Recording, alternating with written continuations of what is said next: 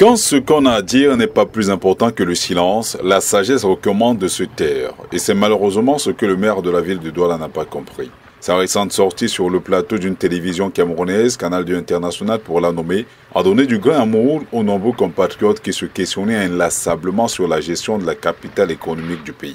Sans réponse hélas. Conseillé certainement par ses communicateurs, il a cru devoir apporter des réponses au mal-être des habitants de la ville de Douala qui depuis plusieurs mois font face à de nombreux problèmes qui affectent leur quotidien. Roger Mbassadine a expliqué sans aucune conviction que la situation d'insalubrité que traverse la ville qu'il gère est due au fait que le modèle de collecte de déchets dans cette ville est désormais dépassé. Au lieu d'assumer ce cuisant échec, il va rejeter le tort sur les sociétés de précollecte et de ramassage des ordures, avec au premier rang Isakam.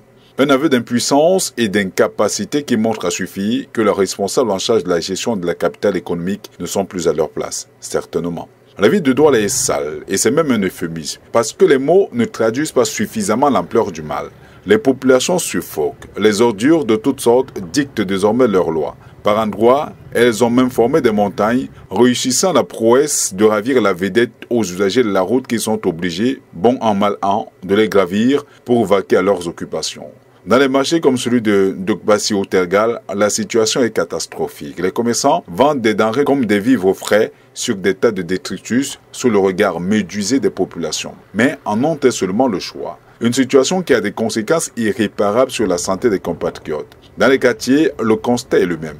La nappe phréatique est affectée à cause des eaux issues de la décomposition des ordures qui pénètrent dans le sol, facilitées en cela par les pluies diluviennes qui dictent également leur loi en ce mois de septembre. Dans les hôpitaux, la courbe des maladies diarrhéiques est ascendante et qui payera l'addition de plus en plus salée.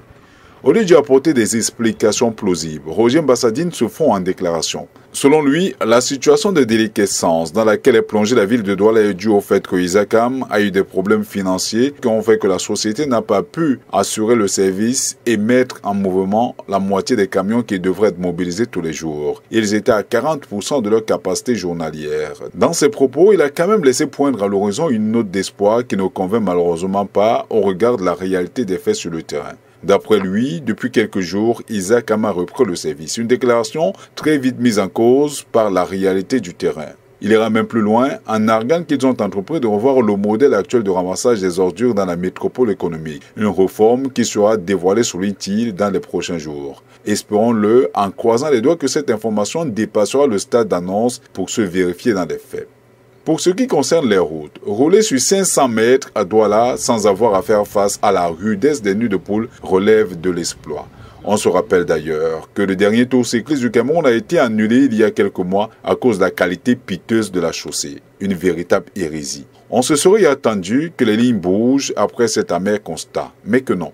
La ville de Douala ressemble à une ville d'après-guerre. Les nids de poules se sont transformés en trous d'éléphants, empêchant les habitants de vaquer paisiblement à leurs occupations. Il faut se lever de bonne heure pour éviter d'affronter les embouteillages dans tous les carrefours de la métropole économique. Le maire de la ville et ses équipes en ont d'ailleurs fait le constat. Et d'après lui, ils ont eux-mêmes identifié à peu près 55 000 mètres carrés de voies dégradées. Et ils ont traité, en croire ses propos, à peu près 45 000 mètres carrés, soit près de 70 à 75% du taux de réalisation. Des chiffres qui laissent quand même dubitatifs, tant les faits disent le contraire. Quitter par exemple le quartier Sikakao pour se rendre à Bonamoussadi passant par Bepanda relève d'un véritable parcours de combattant, une véritable épreuve de nerfs qui n'est pas sans conséquences dans le quotidien des habitants, tant sur le plan financier que physique. De Ndoko-Tianyala, la situation est catastrophique. En dehors du carrefour Ndokoti où la mairie de la ville a fait mettre il y a quelques jours des pavés et un peu loin vers la société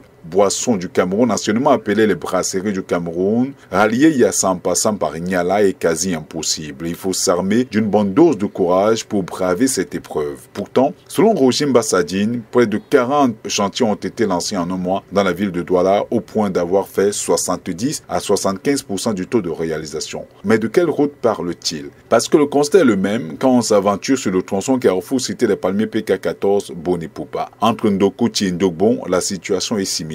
Les riverains souffrent. Beaucoup d'usagers préfèrent rester au centre urbain jusqu'à des heures induites dans l'espoir d'éviter le stress permanent des embouteillages. Plus grave, les uns et les autres ont assisté à une véritable incongruité qui n'avait de sens que pour ceux qui avaient initié cette opération. Mettre du bitume sur des portions de la route qui ne montraient aucun signe de fatigue, alors que juste à côté, il y a des routes où il n'est pas possible de faire 10 mètres sans mettre ses amortisseurs à rude épreuve. Même les endroits où les entreprises en charge de la réhabilitation de la voirie urbaine sont passées, la situation n'a guère été reluisante. Et Roger Mbassadine en fait d'ailleurs le constat lui-même. C'est la raison pour laquelle il a argué que dans certains chantiers qu'ils ont faits, ils seront obligés d'y revenir parce que les travaux ont dû être faits dans des conditions difficiles. Un véritable aveu d'incompétence de la part de l'actuelle équipe de la mairie de la ville qui continue tout de même de faire de grandes annonces, au rang desquelles l'entrée en service au mois d'octobre de la régie des routes et des constructions. Une grande innovation pour le parc du matériel de génie civil qui, selon Mbassadine,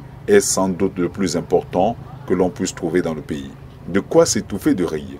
Parce qu'au lieu de faire de grandes annonces à coups de millions de francs CFA sur des plateaux de télévision, il gagnerait à descendre sur le terrain pour répondre véritablement aux sollicitations de ses concitoyens qui crient visiblement au secours. La ville de Douala se meurt.